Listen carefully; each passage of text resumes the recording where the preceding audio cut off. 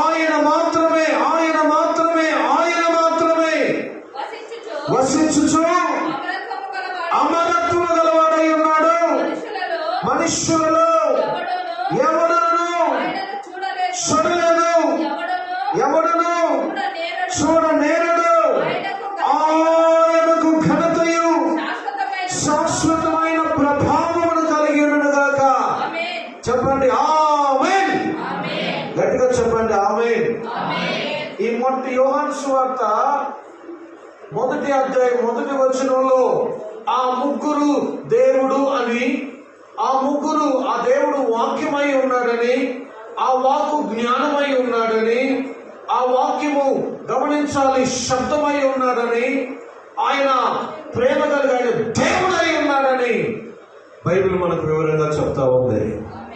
మొదటి ఆది ఎక్కడా ఏ విశ్వము లేనప్పుడు, ఏ లోకాలు లేనప్పుడు ఆయన ఉన్నాడు. ఆయన ఎవరంట? శ్రీమంతుడట. ఆమేన్ చెప్పండి, చెప్పండి శ్రీమంతుడు. ఆయన అద్వితీయుడు, అద్వితీయుడు. చెప్పండి అద్వితీయుడు.